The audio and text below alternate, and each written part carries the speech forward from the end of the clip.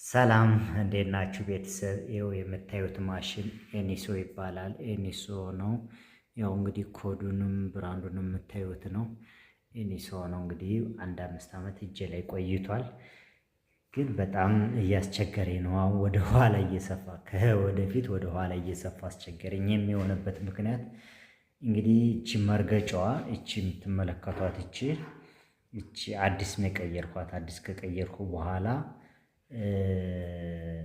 ወደ ኋላ እየሰፋም ያለ ለምን እንደሆነ አልገባኝም። ያው የምትመለከቱት ነው ሌላችሁ